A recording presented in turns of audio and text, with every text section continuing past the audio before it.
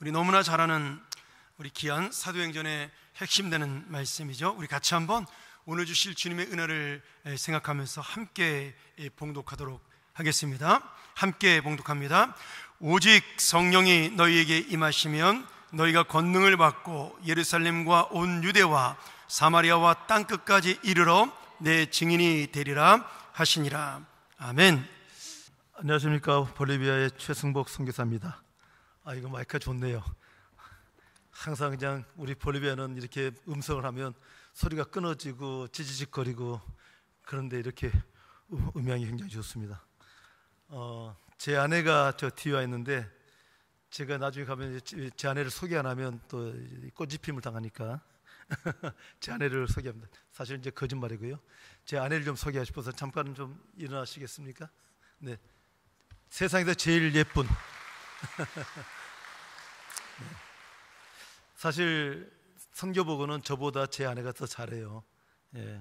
그런데 이제 우리 교단에서는 이제 이렇게 여자분들을 좀 잘 안 세워서 제가 대신, 그러니까 오늘은 이제 2급 선교보고 듣는다 생각하시고 들으시기 바랍니다. 동영상을 제가 하나 만들어 왔거든요. 제가 어도비 프리미어로 제가 동영상을 만들었습니다. 왜냐하면 선교사가 자기 선교 사역을 잘 보고를 해야 돼요. 근데 선교 동영상을 다른 사람한테 부탁하면 그게 현지에 안 나타나잖아요. 그래서 제가 이제 선교사는 팔방민이 돼야 됩니다. 팔방민이 돼서 제가 동영상 하나 만들어 왔는데, 한번 좀 동영상을 좀 준비됐으면 한번 좀 띄워주시면 좋겠습니다. 됐습니까? 네. 안녕하세요. 볼리비아에서 사역하고 있는 최승복 김홍란 선교사입니다. 많은 분들이 저희가 볼리비아에서 사역한다고 하면 불가리아 계시는군요, 그런답니다. 그런데 불가리아는 유럽에 있고 볼리비아는 남미에 있습니다. 저희는 볼리비아에 1994년 12월에 도착하여 지금까지 30년의 사역을 감당하고 있습니다. 볼리비아는 한국에서 지구 정반대쪽에 있는 남미의 중심에 있습니다. 남미 국가답게 축구를 정말 사랑하는 나라이지요. 동네마다 축구장이 있고 시간만 나면 축구를 할 정도로 축구를 사랑하는 나라이기도 합니다. 볼리비아의 옛 영토는 지금의 2배였으나 거의 절반 정도를 이웃 나라들에게 빼앗기고 지금은 절반만 가지고 있습니다. 파라과이 절반이 옛 볼리비아 땅이라는 것을 알고 계신지요? 볼리비아가 이전에 태평양 해안을 끼고 있었는데 칠레와의 전쟁에서 해안가를 빼앗기고 말았습니다. 그래서 지금은 볼리비아는 바다가 없는 나라가 되었습니다. 볼리비아 인구가 1233만 명이어서 대한민국의 4분의 1밖에 안 되고, 볼리비아 1인당 GDP가 3,857달러로서 대한민국의 10분의 1밖에 되지 않습니다. 볼리비아 인종을 보면 케추아 부족이 30%, 아이마라 부족이 25%, 메스티조가 30%, 그 다음에 유럽인이 15%가 됩니다. 그리고 종교를 보면 카톨릭이 75%이고 개신교 교인이 17%, 무종교인이 10%가 됩니다. 이 영상을 보시고 놀라셨죠? 이것이 카톨릭의 본 모습입니다. 매년 우리나라에 충분히 되는 시기가 되면 대부분 남미 카톨릭 국가들이 카니발 축제를 시작합니다. 카니발이란 뜻은 바알에게 육체를 바친다는 뜻입니다. 이 카니발 기간 동안에 많은 카톨릭 교도들이 마기타를 쓰고 길거리에 나와서 마귀를 찬양하는 대규모 축제를 시작하는 것입니다. 남자건 여자건 밤새도록 춤추고 술 마시면서 3일을 보냅니다. 이때 아버지가 누군지도 모르는 사생자들이 많이 태어납니다. 거대한 영적 도전 앞에서 우리는 예수님의 이름으로 싸워나가고 있습니다. 카톨릭은 기독교가 아니라 사탄의 종교랍니다. 이런 영적 전투에서 저희들은 하나님의 교회를 이 땅에 세워나가고 있습니다. 1995년서부터 1998년도까지 라파스에서 교회 개척 사역을 했던 시기입니다. 4년간의 사역을 마치고 고산병 때문에 저희들이 사역지를 산타크루스로 옮겨서 첫 번째로 안디옥 교회를 세웠습니다. 아우로라 교회는 15년 이내 지금 260여 명의 교인들이 출석하는 교회로 성장했고 4개의 지교회가 개척되었습니다.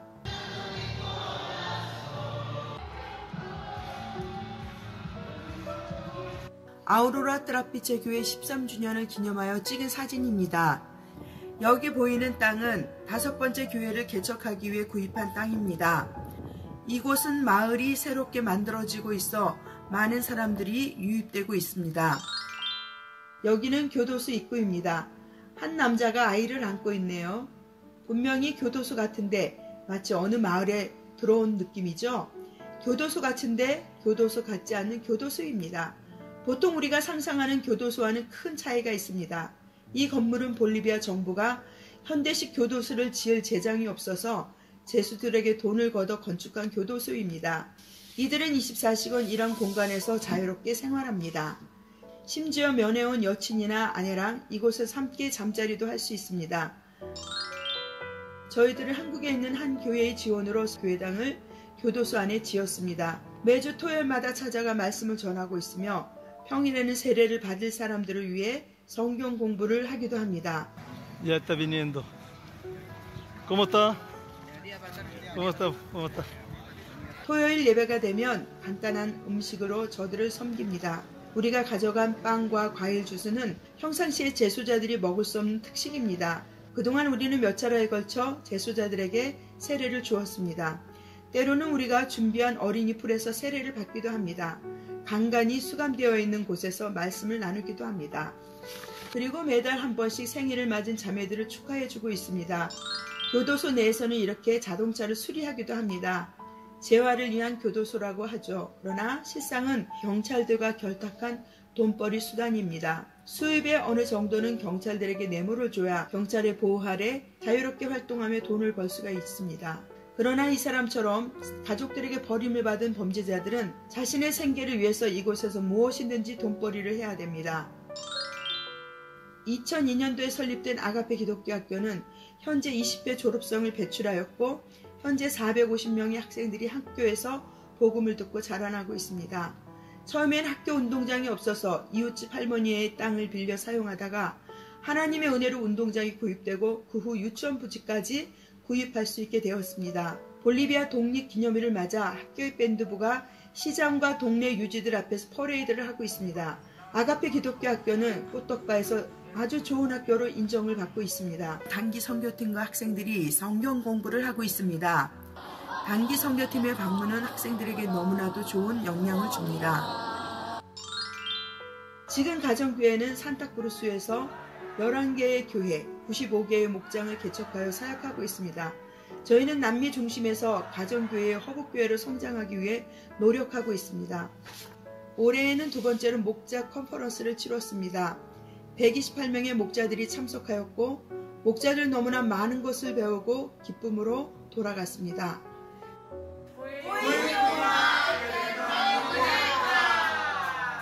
과라니어로 안녕하세요 형제들이라는 뜻입니다. 과라니어를 쓰는 이소수 지역에도 가정교회가 전파되고 있습니다. 저희는 볼리비아에서 주님이 다시 오시는 그날까지 영혼권의 질서 삼는 사역을 지속해 나갈 것입니다. 그동안 저희들을 위해 기도해 주시고 귀한 물질로 후원해 주심에 감사를 드립니다. 저희가 자주 오지 못하더라도 잊지 마시고 지속적인 기도와 불가리아가 아닌 볼리비아로 기억해 주시기를 부탁드립니다. 성삼위 하나님께 모든 영광과 존귀와 찬양을 올려드립니다. 감사합니다. 하늘 복 많이 받으세요. 하나님께 영광을 돌립니다. 아멘.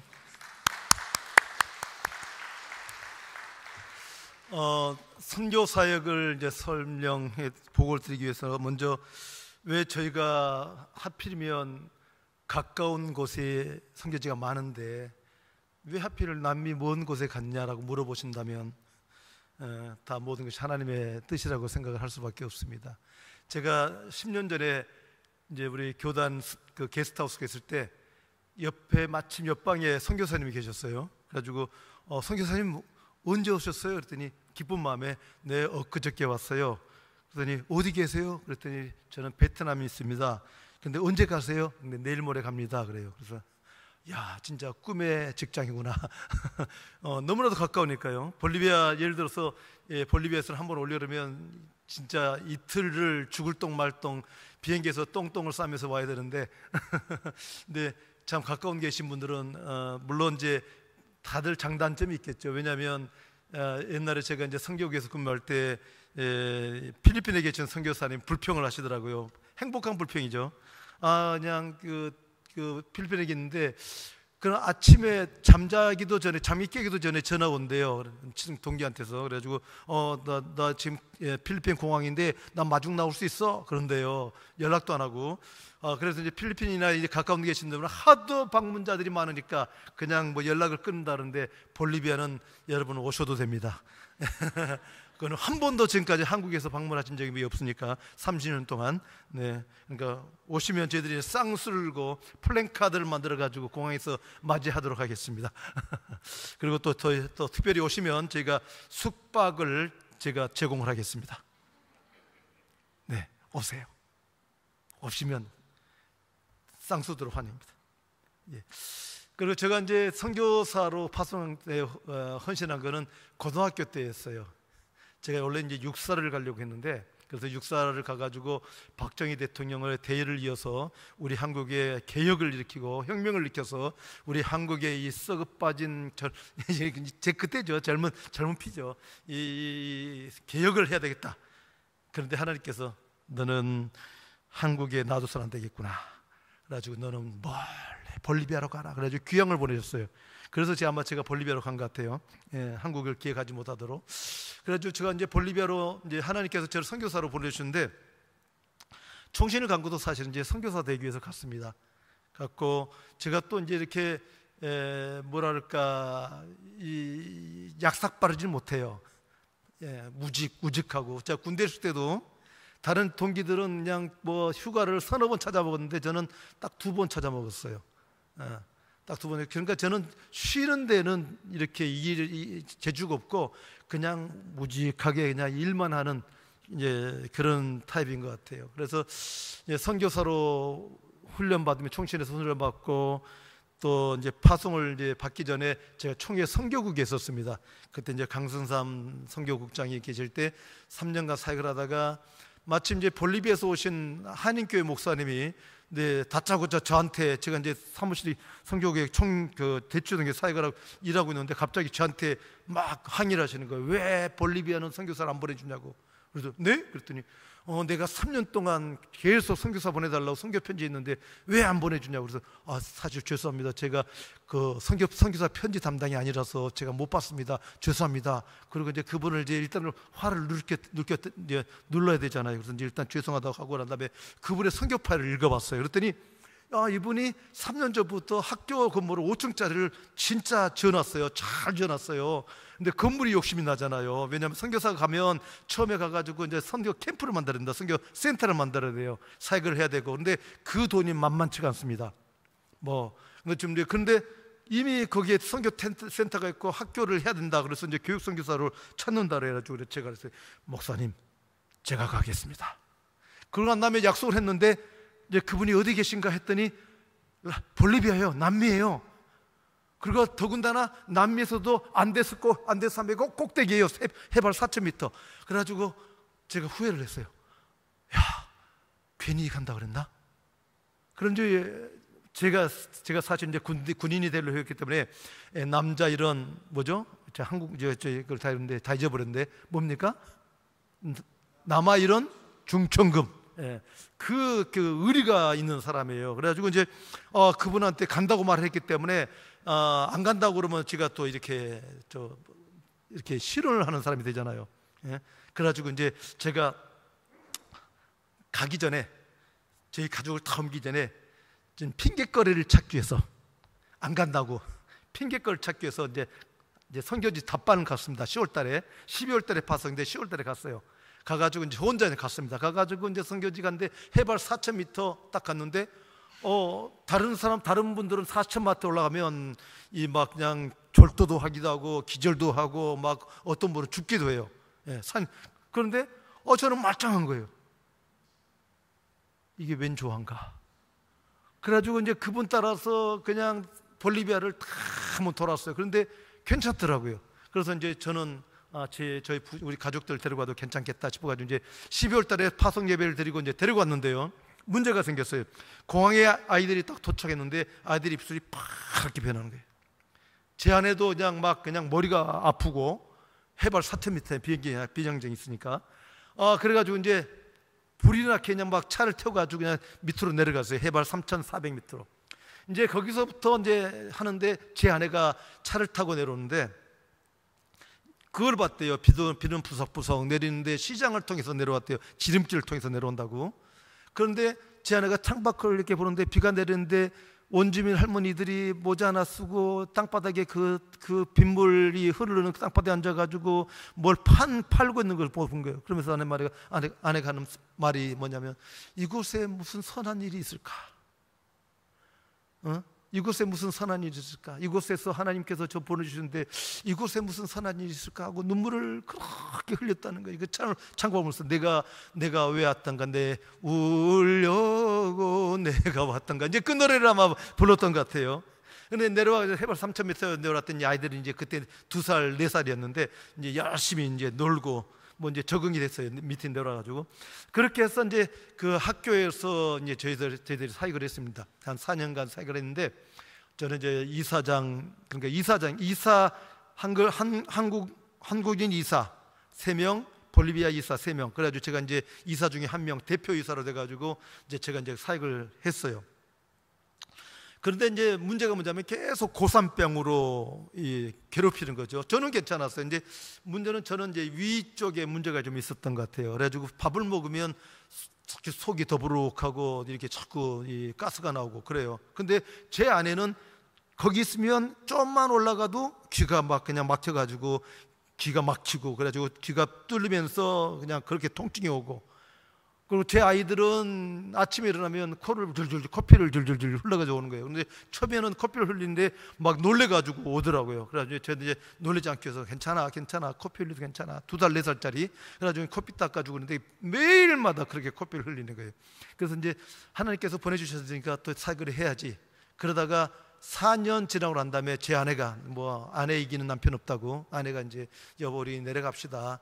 산타크루스라는 데가 좀 덥기는 더운데 뭐 한 30도 넘어가고 34도 넘어가고 그런데 거기가 우리 총회 우리 합동체 선교사가 없으니까 그쪽으로 갑시다. 그래가지고 이제 제가 사역지를 옮겼어요.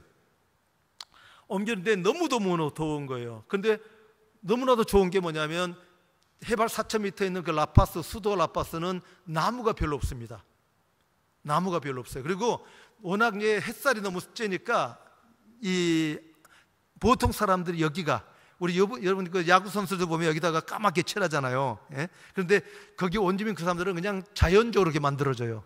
햇살이 너무 세니까 이쪽이 시커멓게 됩니다. 저희 아들도 동네에서 이제 왔다 갔다 햇살이 있다 보니까 여기 이제 때가 끼기 시작하면서 이제 까맣게 되는 거예요. 그래가지고 하루는 제 아내가 시장 가 있는 사이에 애들 목욕을 시켰어요. 그래가지고 이태리 타올로 그걸 이제 닦아낸다고 한데 살갗이 벗겨졌어요. 그런데 나중에 제 아내한테 제가 된통 야단을 맞았습니다만은 하여튼 그런 동네였어요. 건조하고, 그리고 너무나도 햇살이 따가우니까 인부들이 이제 낮에 밥 먹고 나면 식곤증이 있잖아요. 그래가지고 그 사람들이 이제 길거리에서 잔디밭에 자는데 머리는 그 그늘로, 그 다음에 허리 밑은 햇빛으로, 그래가지고 따뜻하게 발에 햇볕이 쬐면서 머리는 차가운 그렇게 이제 생활하는 곳입니다. 그래서 원주민 올라가면 이제 막 그냥 숨이 차고, 그래서 조금만 걸으면 이러는 곳이에요. 근데 한 4년간 지나다 보니까 이제 해발 4,000m 올라가지고 우리 교인들하고 가서 소풍도 하고 이제 거기에 세례를 주는데 띠까까 호수라고 페루하고 국경을 지고 있는 굉장히 큰 호수가 있어요. 근데 거기가 우리나라 송어가 많이 나오는 곳입니다. 물이 아주 차갑고요. 그리고 우리나라 충청북도만한 크기의 그 호수예요. 그리고 또 라파스 그쪽 알티플라노 그쪽에는 이제 평야가 있는데 그 평야도 우리나라 남북한 정도 되는 그런 평야예요. 굉장히 큰 평야인데 거기에 소금호수가 있습니다. 혹시 소금호수 가보신 적 있으세요? 버킷리스트로 혹시 버킷리스트입니까? 위시리스트인가요? 혹시 나는 내가 죽기 전에 한번 볼리비아로 와야 되겠다, 그 소금호수를 봐야 되겠다 하신 분 계세요? 오세요. 제가 숙식을 제공하겠습니다. 거기 뭐 비행기 표만 이렇게 사주고 교통비 하시면 제가 거기서 먹는 거 자는 거 다 되게 있습니다. 오세요. 네. 너무나도 좋아요. 근데 거기는 이제 그 한국 사람들이 많이 오시더라고요. 관광객들이 그냥 매일매일 끊임없이 제가 한 서너 번을 갔는데 미국에서 오신 분들, 미국에서 이제 한인들이 오시니까 단기스님이 오시니까 그분들 데리고 한번 갔는데 매번 갈 때마다 한국의 사람들이 와서 이제 구경을 해요, 관광객이요. 그리고 라파스는 뭡니까 산소가 부족해요. 그래가지고 우리나라도 대관령쯤 올라가면 밥이 설지 않습니까? 거기도 거기도 이제 온도가 밥이 되면 물이 끓는 비등점이 한 90도에 끓기 시작해요. 그러니까 라면도 제대로 막 라면이 끓겠는데 제대로 이제 익지가 않아요. 설 익어버리고 밥도 설 익고 그래가지고 반드시 거기 할 때는 압력밥솥을 가져가야 돼요. 그리고 거기는 파리도 힘이 없어요. 파리도 그 해발 4.1이니까 비 나다가 그 뭡니까 유리 창문에 딱 붙어가지고 거기서 한참 쉬어요. 걔도 이제 힘든 거예요. 그러다가 이제 딱 잡으려고 하면 빙 가다 딱 붙어 있고. 그러니까 산타크루스는 워낙 얘들이 산소가 많아가지고 막 돌아다니는데 거기는 힘이 없으니까 빙 하고 돌아가요. 그리고 거기는 벌레가 없어요. 쌀벌레가 없어가지고 쌀을 사가지고 포대를 쌓아놔도 1년, 2년, 3년을 이렇게 해도 벌레가 없습니다. 쌀벌레가. 예. 그리고 이제 그 떼띠까까 호수 있고 거기는 이제 라파스에 가면 그래도 저희가 회를 먹을 수 있었어요. 송어 있죠. 예. 그 뚜루차라고 그 송어를 먹을 수가 있습니다. 그런데 저희가 산타크루스 딱 내려가니까 거기는 일단은 산소가 많아요. 산소가 많아가지고 너무나도 좋아요. 그런데 이제 라파스 올라가면 고산병이 걸립니다. 이제 고산병에 걸리다가 사람들이 밑으로 내려가잖아요. 그러면 또 하산병에 걸려요. 예, 그러면 하산병 걸려가지고 머리가 아프고 머리 깨지고 막 그런 머리가 깨질 정도로 아픈 그런 이제 고산병, 하산병을 겪습니다. 그런데 이제 저희들은 이제 거기 산타크루스 내려가지고 지금 1998년도에 저희들이 이제 산타크루스 내려갔어요. 그런데 마침 IMF가 터졌지 않습니까? 그죠? 그때 IMF가 터졌어요. 저희가 선교비가 한 2,400불 그 정도 받아가지고 이제 겨우겨우 이제 살고 있는데 뭐 월세도 내야 되죠. 집값도 월세도 내야 되지. 막 그런데 이제 갑자기 달러가 1달러당 2,700, 2,800까지 올라갔었어요. 한 4, 5개월 정도로. 그래가지고 뭐 월세를 내야 되는데 월세도 못 내죠. 아이들 등록금도 내야 되는데 등록금도 제대로 못 내죠. 그래가지고 이제 고민을 하는데 제 처형이 이제 이야기를 했어요. 미국에 있는 처형이 오하이오에 계시는데 그런 얘기를 했더니 처형이 하는 말이 최서방 여기로 와 그래요. 여기는 지금 한인교회가 많은데 목사님이 안 계시는 교회가 많아. 그래요. 그러면서 한인교회 가면 집도 주지, 차도 주지, 아이들 등록금도 대주지, 월급 주지, 뭐 쌀도 주지. 그래요. 그래서 눈이 이제 귀가 번쩍 띄었어요. 그래도 이제 뭐 군대식으로 생각하면 하나님의 허락 없이 가면 완전 그 부대 이탈 아닙니까? 그건 완전 사형감이죠. 그래가지고 이제 일단 하나님께 허락을 받아야 되겠다 싶어가지고 이제 하나님 일주일간 금식하겠습니다. 금식을 들어갔어요. 아내랑 둘이서 이제 금식이 들어가서 3일 동안 이제 3일 딱 됐는데 하나님께서 이러시는 거예요. 승복아, 미국은 오지 말라 그래도 올 사람 많어. 그러셔요. 그런데 여기는 오라 그래도 안 와. 어떡할래? 그러셔요. 그러잖아요. 동남아는 오지 말아도 가는데 제가 들 때는 캄보디아에 3,000명의 선교사가 계시대요. 예? 거기는 오지 말아 그래도 가는데 볼리비아는 와라 그래도 안 오잖아요. 여러분도 마찬가지잖아요. 그죠? 와라 그래도 안 오시잖아요. 하나님께서도 동일한 마음을 갖고 계시던 거예요. 거기는 오지 말아도 오는데 여기는 와라 그래도 안 온대요. 그래서 이제 하나님께서 그 말씀하는데 얼마나 하나님의 마음이 느껴져가지고 펑펑 울었어요. 하나님의 마음이 느껴져가지고 그냥 하나님의 속상한 마음, 그 마음이 느껴져서 펑펑 울면서 하나님 알았어요. 남을게요. 얼마나 속이 상해가지고. 왜냐면 하나님께서 딱 허가를 내주고 야 그래 미국 가. 그거 가면 이제 미국에 가면 이제 뭐 좋잖아요. 뭐 코스코 뭐 휴가도 있고 막 그냥 뭐 좋은 것도 있고 그런 거. 하나님께서 결제를 딱 내주시면 좋겠는데 결제를 안 내주시니까 얼마나 마음이 속이 상해가지고. 그런데 이렇게 해서 막 울면서 하나님 알았어요. 남을게요. 속상해가지고 남을게요. 그러면서 제발 하나님하고 이제 쇼를 봐야 되잖아요. 하나님 여기 남을 텐데 저 성교비는 제발 좀 끊어지지 않게 해주세요. 근데 얼마 되지 않아 가지고 저희를 파송한 교회가 선교비를 끊어버렸어요. 뭐냐면 이제 교회당을 지어야 되는데 한 40억은 은행에서 빌렸나 봐요, 수협에서. 근데 한 1월 달이 됐는데 연락이 없어요. 선교비가 안 들어와. 1,000불이 들어와야 되는데 한 2,400불 들어오는 데서 1,000불이 안 들어오니까 1,400불 가지고 이제 밥에 뭐 등록금도 내야 되고 뭐 월세도 내야 되고 뭐 사역도 해야 되고, 근데 돈이 안 들어오는 거예요. 그래서 이제 한 달에 이제 뭐 선교 담당자가 아마 좀 착오가 있었겠지. 한 달 좀 기다려보자. 그래가지고 한 달 좀 기다렸어요. 근데 안 와요. 또 2월 달에도. 그래가지고 전화를 했어요. 그 당시에는 인터넷이었으니까 국제 전화를 했어요. 전화를 했더니 승보가 이제 학교 동기면서도 이제 선배인데 이제 형인데 같은 동기. 근데 승보가 우리가 지금 교회당을 건축해가지고 돈을 못 보내. 그래서 제일 먼저 끊어볼 수 있는 게 너희밖에 없어 그래요. 교회에서 이제 선교사는 그냥 파리목숨이에요, 그죠? 안 보이잖아요. 뭐 딱 끊어버려도 뭐 와가지고 항의하려 그러면 37시간 타고 와야 되니까. 예. 그 항의하려면 이제 먹고 살아야 되니까. 딱 그러는 거예요. 그래가지고 하나님 어떡하죠? 근데 금방 이제 그런 일들이 벌어졌는데, 근데 그럼에도 불구하고 하나님께서는 계속 이렇게 이제 후원을 연결해 주시고, 또 저희들이 이제 하나님께서는 저희가 집을 사야 되잖아요. 근데 하루는 제가 살고 있는 집에 도둑이 들어왔어요. 주일날 교회를 갔는데 첫째 날은 이제 이상하게 딱 집을 나서는데 앞쪽에 웬 볼리비아 친구가 딱 나무에 딱 걸터 앉아가지고 딱 저 집을 이렇게 보고 있더라고요. 그래서 느낌이 이상한데 그런데 차를 타고 이제 가다가 느낌이 이상한데, 그 감이라는 거 있잖아요, 촉이라는 게 이상한데, 그러면서 차를 다시 돌려가지고 와가지고 집 앞에서 아무도 없어요 집에. 그래가지고 근데 로베르토 야 잘 봐라 집, 일부러 이제 사람 있는 것처럼 로베르토. 그리고 이제 그 친구가 이제 딱 듣도록 하고 난 다음에 이제 갔어요. 그랬더니 그날은 아무 문제가 없었어요. 근데 그 다음 주인데 딱 나갔는데 그 친구 없더라고요. 그래서 이제 괜찮겠거니 하고 이제 갔다 왔는데 집이 열리고 창문이 다 열리고 침대가 다 들쳐지고 완전히 집안이 쑥대밭이 됐어요.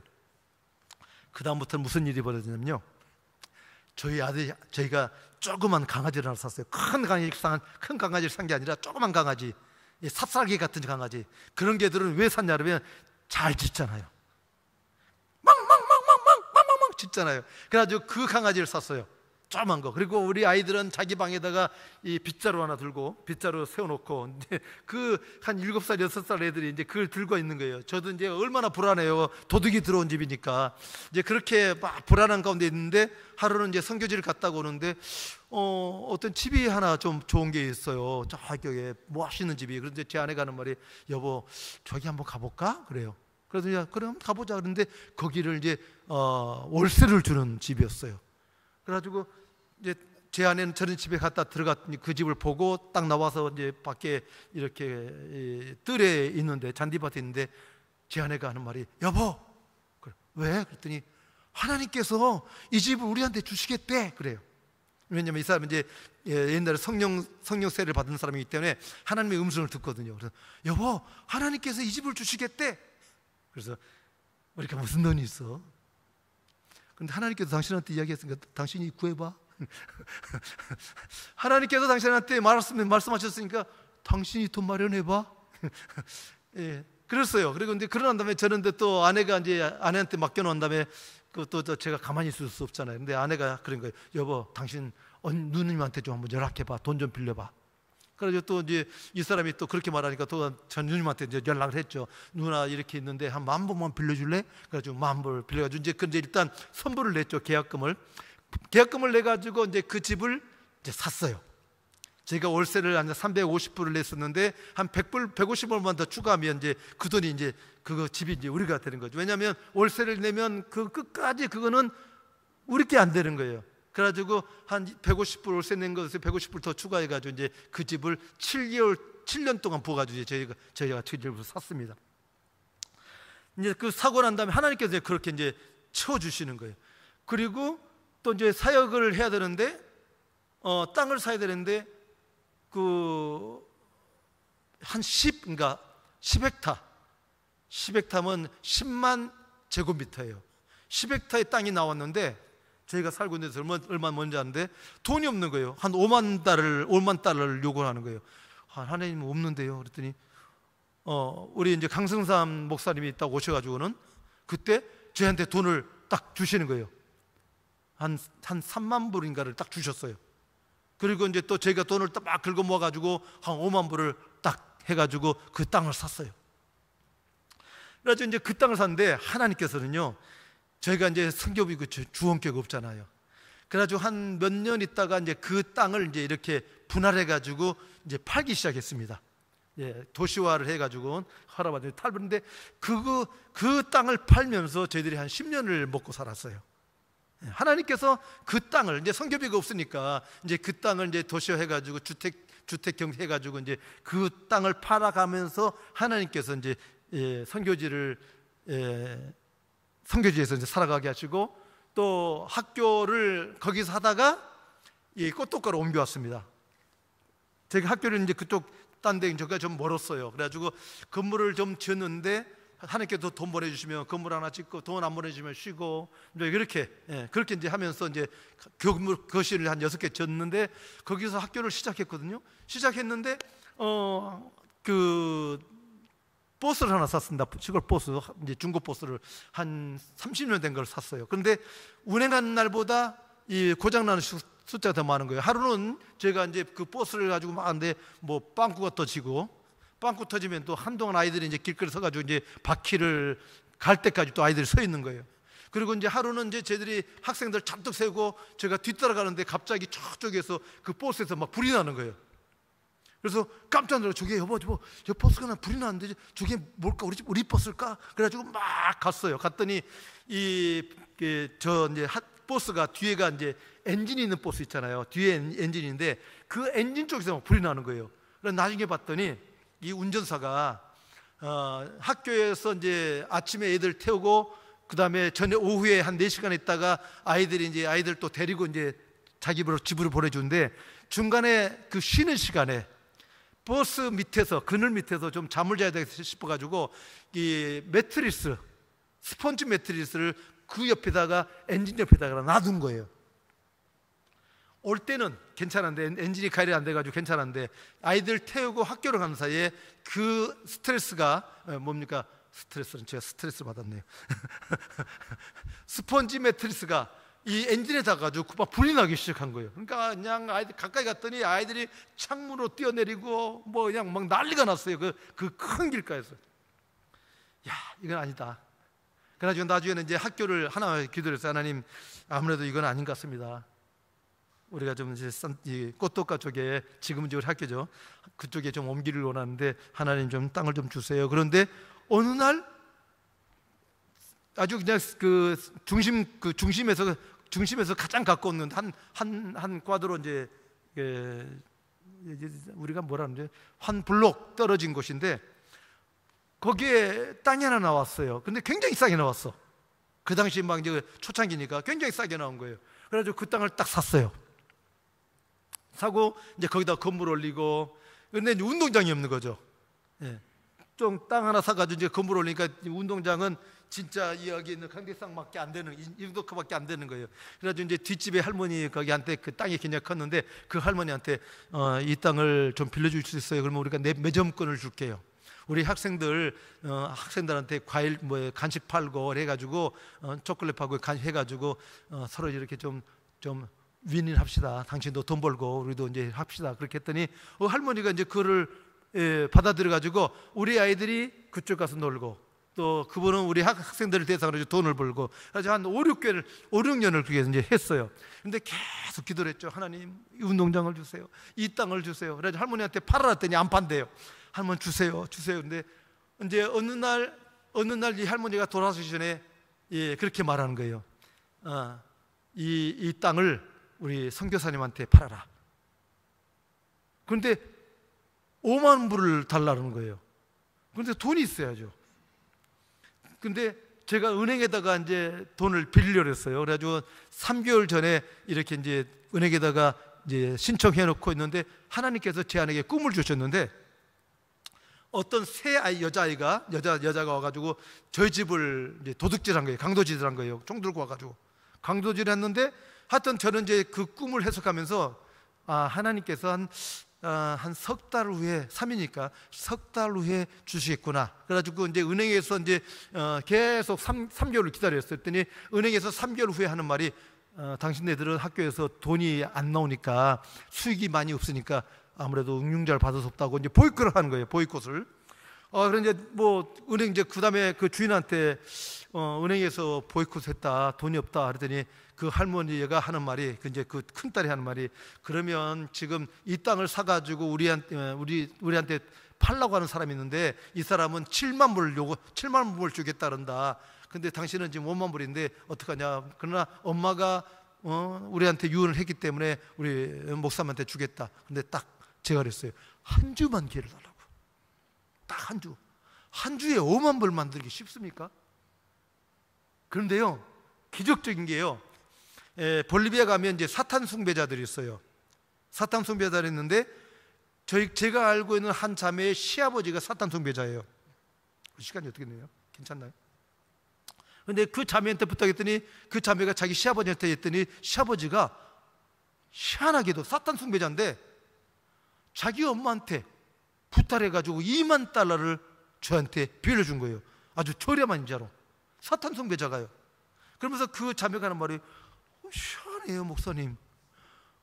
우리 시아버지가 사탄 숭배자인데 지금까지 이 사람이 아주 냉철한 사람인데 아주 그냥 차가운 사람인데 이상하게 목사님 일에는 그렇게 앞장서가지고 자기 엄마한테 돈을 빌려가지고 그것도 아주 저렴한 이자로 빌려주는 거예요.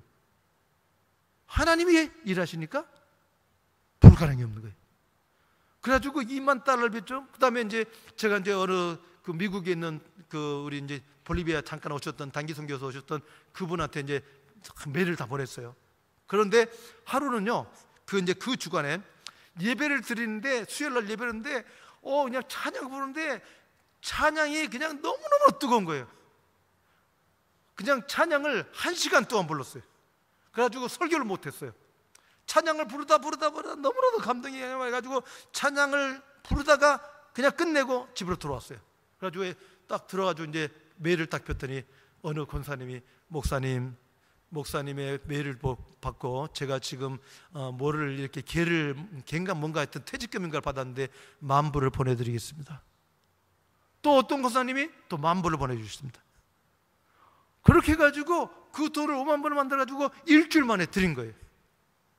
그러니까 하나님께서는요, 우리의 기도를 들어주시고 우리가 필요할 때마다 모든 것을 공급해 주셨어요. 그리고 또 그 학교 운동장을 샀죠. 운동장 사가지고 이제 바닥공사 따고, 그 다음에 이제 그 지붕을 써야 되는데 워낙 햇살이 뜨거우니까 지붕을 써야 되는데 그 운동장 제가 이제 10헥타를 갖고 있는 땅이 있다 그러잖아요. 이제 거기를 야금야금 팔다가 이제 한 1헥타 남겨놓고 한 4,000 제곱미터를 이제 팔았어요. 그래가지고 그분이 한 10만 불을 주시는 거예요.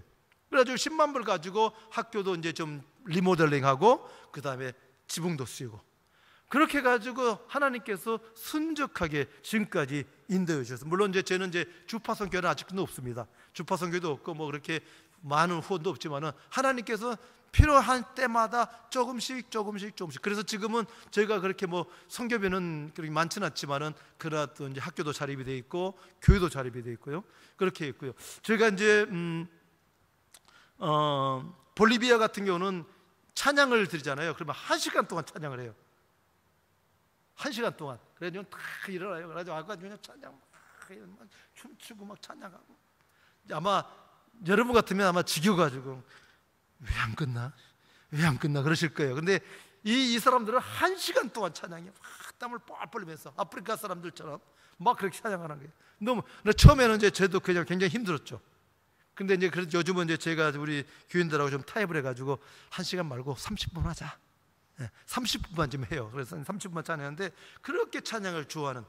그리고 이 사람들은요, 딱 들으면 바로 그냥 이 악기를 할 줄 아는 그런 이제 청음력이 굉장히 뛰어난 사람들입니다. 그리고 굉장히 축구를 좋아해요. 햇빛이 쨍쨍 내리쬐는데도 그냥 뭐 축구를 하는데 대머리도 축구하고 뭐 그냥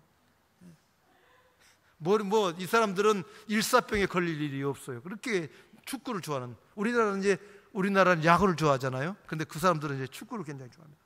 그리고 제가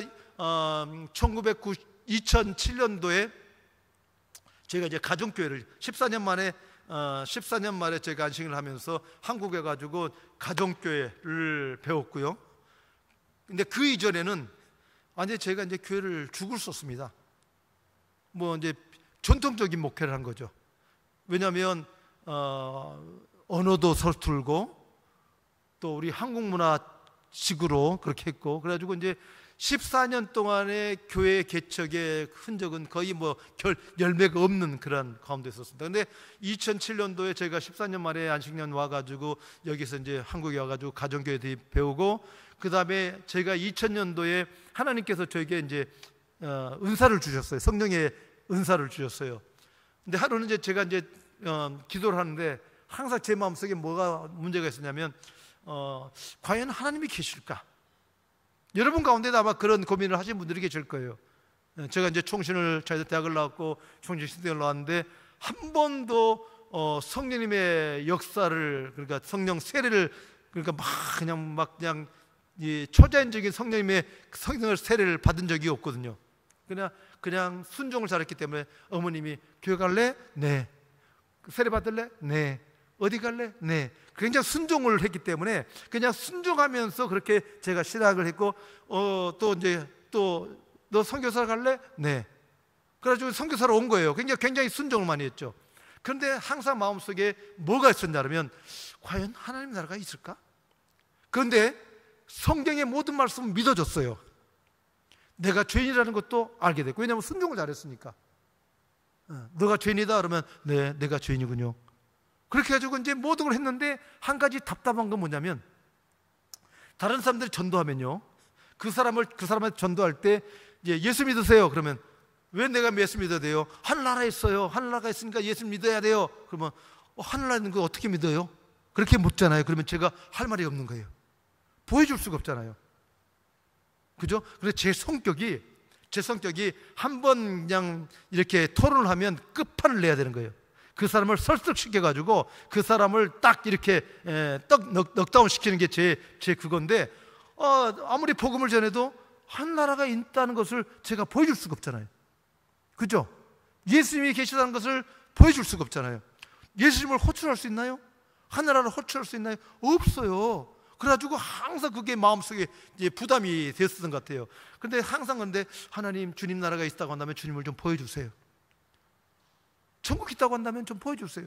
다른 사람들한테 다 보여주시는데 왜 나한테는 안 보여주세요?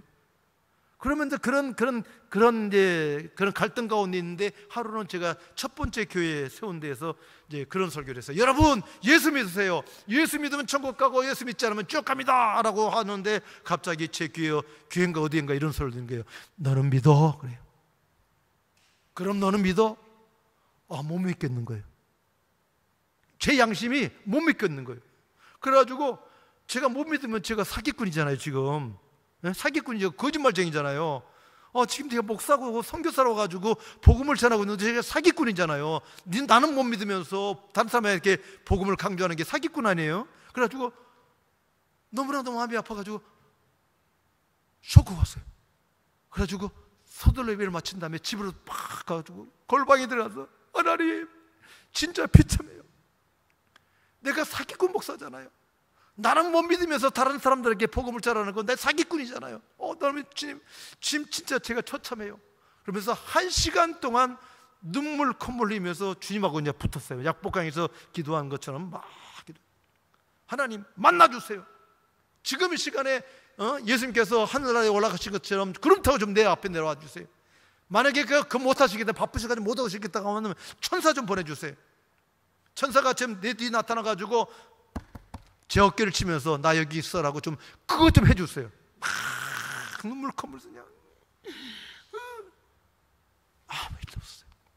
그래가지고 1시간 동안 기도하다가 허탈해가지고, 그러면 그렇지. 아마 하나님은 안 계실 거야. 그런데 제가 두려웠던 거는, 만약에 예수님을 부인하면 어디로 가요? 제가요? 지옥 가잖아요. 그러니까 지옥 가니까 지옥 가는 거는 무서운 거야. 그래가지고 주님 앞에 이렇게 대항은 못 하겠더라고요. 제가 성격이 아주 연약해가지고 주님 앞에는 그냥 땡깡 못 보더라. 그래서 주님 안 보여줘요? 알았어, 그럼 나 교회 안 나가, 나 선교사 안 해.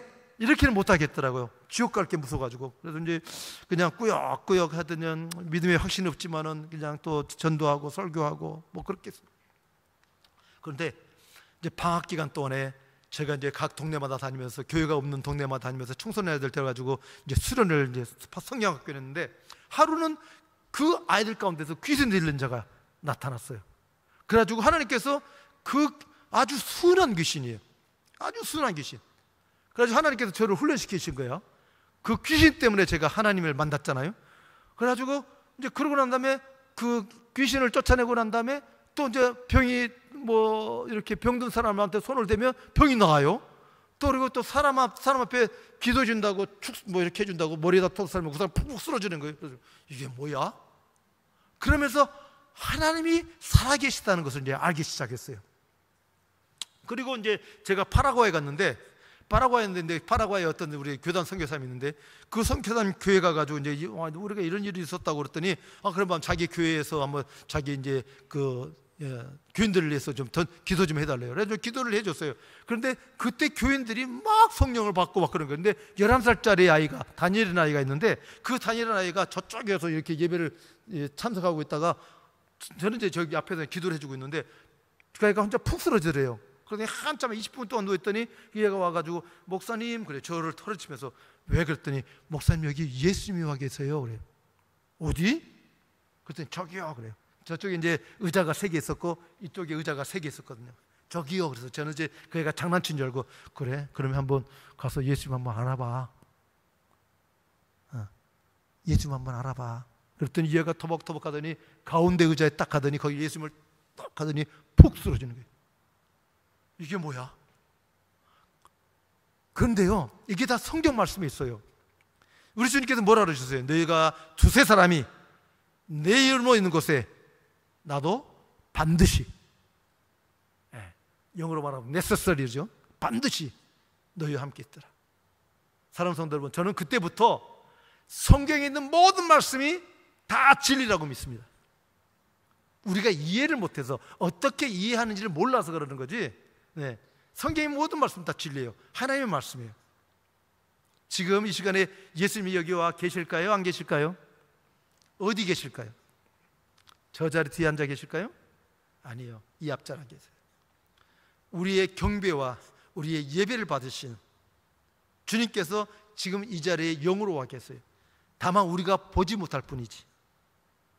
그래서 선교지에서는요, 이런 놀라운 일들이 있어요. 그래서 저는요, 하나님 앞에 감사해요. 하나님, 진짜 저를 볼리비아로 보내주셔서 너무너무 감사합니다. 제가 한국에 있었으면요, 우리 교단의 신학적인 그 분위기와 그런 것 때문에 아마 이런 영적인 그런 것을 못 겪었을 거예요. 그런데 선교지를 보내주셔가지고 살아계신 하나님을 만날 수 있고, 또 실제로 그런 일들을 하면서, 그래서 저희 같은 이제 마치겠습니다.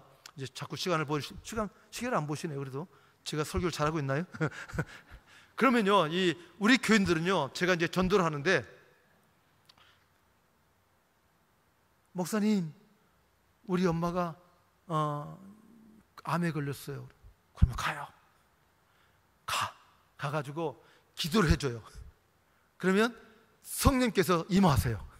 그분에게 성령께서 임하시면 그분이, 목사님 안 아파요. 그래.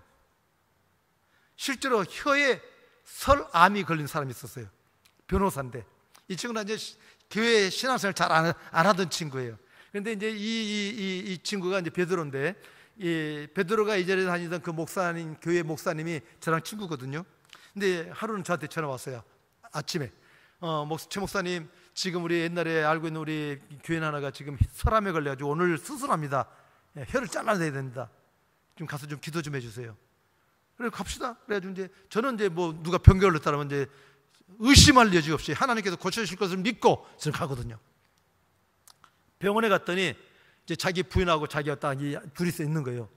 그래가지고 이제 기도를 해줬더니 이 친구는 성령이 임하지 않아요. 왜냐하면 아주 그냥 믿음도 없는 친구예요. 변호사는 그냥 믿음이 없는 친구예요. 그런데 이제 그 부인을 위해서 기도해줬더니 부인을 계속해서 성령께서 이 형제한테 막 임한 거예요. 그래가지고 막 토하고 막 그러는 거예요. 꽉 하더니 좀 있다가 하는 이 친구 하는 말이, 목사님 이게 안 아파요 그래요. 혀가 이제 굳었거든요. 암이 있으니까 그냥 굳어가지고 막 아프고 그러는데 안 아파요. 그래서 이제 그래요 됐어요 그러면. 그런데 이제 의사가 와가지고 수술을 들어가기 전에, 수술실 들어가기 전에 다시 한번 체크를 하지 않습니까? 수치 같은 거 피해라든지 다 수치를 해보는데 고개를 갸우뚱. 암 수술을 해야 되는데 수술에 합당한 그 수치가 안 나오는 거예요. 그래가지고 그날 수술을 취소를 했어요. 그래서 그 다음날 이제 다시 검사를 했는데 그거 안 나오는 거예요. 그런데 의사는 이제 수술을 해야지 자기가 돈을 벌어먹으니까 이 빼들어라는 친구한테 수술해야 한다고, 수술 받아야 된다고. 그러더니 이 친구는 자기는 보니까 혀가 안 아픈 거예요. 옛날처럼 막 단단하지도 않고 그냥 부들부들하고. 그래가지고 자기는 이제 수술 안 받겠다고 나와가지고 이제 지금 한 5, 6년을 지금 잘 살고 있어요. 우리 교회 와서도 이제 간증도 하고 그랬는데, 근데 지금도 교회 안 나간다 그래요. 근데 언제 또 하나님께서 치실지 모르죠. 그러니까 저희들은 이제 볼리비아에 있으면서 오늘 이 말씀 1장 8절 말씀이잖아요. 오직 성령이 너에게 인심하시면 너희가 권능을 받고 예루살렘과 온 유다와 사마리아 땅 끝까지 이르러 내 증인이 되리라. 근데 증인이 돼야 되잖아요. 증인이 돼야 되는데 증인이 되려고 하면 어떻게 해야 돼요? 권능을 입어야 돼요. 근데 저는 참 감사하게도 하나님께서 그런 권능을 주셨어요. 그래가지고 이제 예수님께서 하신 말씀이 기억이 나요. 주님께서 뭐라 하셨어요? 인자는 의로운 자를 구하러 온 것도 아니고, 누구를 구하러 왔다고요? 죄인을 구하러 왔다. 인자는 건강한 자를 구하러 온 거 아닌가? 병든 자를 구하러 왔다. 그래서 예수님께서 병든 자를 위해서 제자들 보내시잖아요. 예? 병든 자들, 뭐 이렇게 악한 자들, 또 죽은 자들까지, 심지어 죽은 자들까지. 그래서 저희는 그 예수님께서 명령하신 그 일들을 선교지에서 하고 있습니다. 한국에서도 마찬가지예요. 한국에서도 여기 와서 보면 이제 많은 분들이 죄를 찾아요. 한 자매는 제가 이제 주일학교 때 이제 전도사 할 때 주일학교 유년부 학생이었어요. 근데 이 자매는요, 어떤 병이 있냐면 벌레 포비아가 있어요. 인섹트 포비아. 벌레만 보면 무서워요. 거미를 봐도 무섭고, 개미를 봐도 무섭고, 그냥 모기를 봐도 무섭고, 파리를 봐도 무서운 거예요. 그냥 뭐 파기가 나. 결혼을 했는데 시부모님이 시골에 사세요. 그래가지고 한 번도 시골에 안 갔대요. 그래가지고 날마다 부부싸움하고 그러는데, 그런데 하루는 이 친구가 이제 교회에 왔어요. 와가지고 이제 제가 성경복을 하는데, 목사님 보러 왔어요. 그러다가 이제 마지막에 혹시 병든 사람이 있어요? 그랬더니 앞으로 나오세요. 그랬더니 이 친구가 이제 와서 이제 옆에 사람들이 너 벌레 포비아겠잖아. 그러니까 한번 가, 기도받아. 그런데 기도를 받는데 이 친구가 막 고함을 지르는 거예요. 막 고함을 지르는데 이제 귀신이 나타난 거예요. 그러고 난 다음에는 귀신 다 나가고 난 다음에는 이 친구가 이제 목사님 너무 편해요. 그러더니 교회 밖에 나가지고 잔디밭이 있는데 그 밤에 잔디밭 가지고 벌렁 누워가지고 너무 시원해. 이런 일들이 지금 한국에도 막 일어나거든요. 막 그냥 병든 자들. 그래서 이제 제가 이제 다니는 교회마다 가서 선교보고 하는 마다 제가 그렇게 한 적이에요. 지금 한국에는 병에 걸려가지고 많은 사람들이 병에 걸려 있고, 목사님들 병에 걸려 있고, 많은 선교사들 병에 걸려 있고, 교인들도 병에 걸려 있고, 다 그런데 그 이유가 뭔지 아세요? 우리가 성령의 권능을 잃어버렸기 때문에요. 우리 교인들이 초대교회처럼 초대교회에 임재하셨던 하나님이, 성령님이 지금은 아니신가요? 아니잖아요. 지금도 역사하세요. 그런데 누구에게 역사하냐? 믿는 자들에게. 지금 우리의 한국교회가 다시 한번 초대교회의 그 권능을, 초대교회의 그 능력을 다시 한번 받아야 돼요. 그래야지 그 병원에 가 있는 그 환자들이 다 교회로 오죠. 실제로 저희는요, 팬데믹 기간 동안에 많은 목사님들이 죽었지만은 우리 가정교회 하는 목사님들은 아무도 안 죽었어요. 그리고 한 가지, 그 이제 가정교회 하는 목사님이 있는데, 이 목사님 팬데믹 코로나 거기에 걸려가지고 이제 거의 죽을 뻔했어요. 숨도 못 쉬는 거예요. 이렇게 하면 그것도 숨 차는 거예요. 근데 하루는요, 이 목사님에게 성령님이 말씀하셨어요. 이름이 마르쇼인데, 마르쇼야, 너는 내가 설교할 때 우리 하나님은 능력의 하나님이라고 너가 설교하는데 너는 내가 능력의 하나님이라고 믿니? 그랬더니 네, 그랬대요. 또 하나님께서 말씀하실 때 너는 내가 너를 치료할 줄로 믿니? 그랬더니 네. 그러고 난 다음에 그 말이 끝나자마자 이제 그 주님께서 오늘 내가 너를 낫게 하겠다. 거의 죽을 단계죠. 그런데 그 말이 딱 끝나자마자 영적으로 환상이 보는데 막 검은 짐승들이 막 뒤를 보면서 무서운 표정을 하면서 막 달려가더래요. 그래가지고 그 짐승들이 막 떼를 져서 막 달려가다가 이제 딱 끝나니까 이 목사님이 숨을 쉬게 돼요. 깊은 숨에 병이 다 났어요. 코로나 바이러스가 즉각적으로. 그래서 저희는 선교지에서 있으면서 이 코로나 바이러스는 악한 영들이 우리에게 주는 병들이다. 그래가지고 이제 저희는 그렇게 설교해요. 그래가지고 기도해주면 코로나 바이러스 걸린 사람들이 다 낫고, 예, 그렇게 그런 역사들이 막 나타납니다. 그래서 이제 저희 교인들은 그렇게 이제 막 그냥 한 사람이 병이 나면 줄줄이 사탕해요. 예, 고구마에 그 덩쿨이 막 덩쿨 가지고 고구마들이 막 오는 것처럼 한 사람이 병이 나면 20명이 막 한 가족이 막 줄줄이 사탕을 막 오는 거예요. 그래가지고 시내에다 교회를 개최했는데 거의 한 1년 만에 교인이 120명으로 막 부흥을 했어요. 그러니까 초대교회에 막 부흥의 역사가 나타나는 거죠. 예. 이제 근데 가장 중요한 거는 또 이제 우리 뒤에서 기도해 주시는 또 우리 한국교회 성도님들이 계시니까 또 하나님께서 그렇게 또 역사해 주시는 거죠.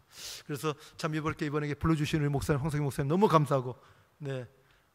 또 볼리비아에서 이번에 기도해 주시면 또 이제 볼리비아에서 또 놀라운 역사 나서 초대교회 우리 한국교회가 초대교회에서 막 그냥 그 태평양 대붕의 역사 또 뭡니까 원산 대붕의 역사가 일어났던 것처럼 또 볼리비아에서도 막 그냥 대붕의 역사가 막 일어나서 복음이 이제 또 남미가 또 앞으로 한국 전 세계의 또 선교의 그 주역이 되는 놀라운 역사가 될 그 시간이 될 수 있도록 많이 기도해 주시기를 부탁드립니다. 감사합니다.